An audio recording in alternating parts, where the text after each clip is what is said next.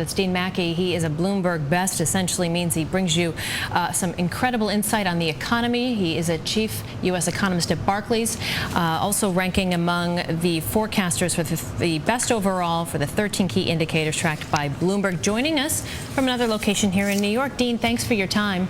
Thank you for having me on, Melissa. Just curious if you can just weigh in on this afternoon on what we've seen the markets doing today with the ISM data that came out. Well, I think the way to understand this is that markets have become very gloomy of late, or at least people have started to anticipate that the economy is kind of locked into a downward spiral. And today's data just verify that that's actually not the case. You don't get a 56.3 reading on the ISM manufacturing index when you're in a sharp downward spiral. So it's very reassuring data that says the recovery remains on track. People are looking for some reassurance these days as well, and people are starting to fear the concept of that double-dip recession. There is that fear out there, no question about it. We don't think that's likely. With corporations' profits rising as strongly as they are, and firms increasing their spending on equipment and software robustly, it's just not the elements that make up a double-dip recession. So we view that scenario as quite unlikely. Have you changed your forecast either for jobs or for GDP lately? Bank of America, the latest out today, cutting its growth forecast.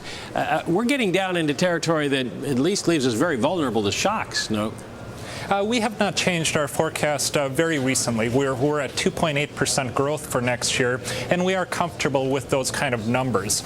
So we do think that the private sector is going to continue to add jobs. We're looking for a 60,000 job gain in August. Dean, when you're listening to what the Fed is saying, when we're hearing what Ben Bernanke has been saying the last few days and the minutes that we were delving into yesterday, what are we hearing, or more perhaps importantly, what aren't we hearing from the government?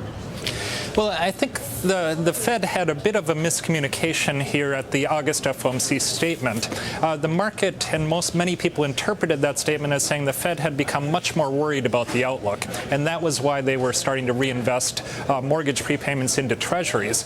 What we've learned through Chairman Bernanke's speech, through the minutes, is that this was really a technical move and not one that was really prompted by weak economic data. So the Fed isn't nearly as worried as that August statement seemed to imply. So where do we go from here? Do you think that what we had was a soft patch that we're coming out of, or do we go back down, muddle along for a while? Do we start accelerating?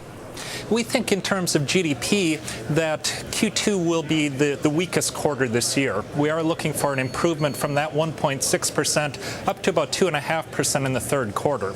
So that's not a great number. It's not one that people are going to jump up and down about. But on the other hand, it's not one that says we're continuing to spiral downwards.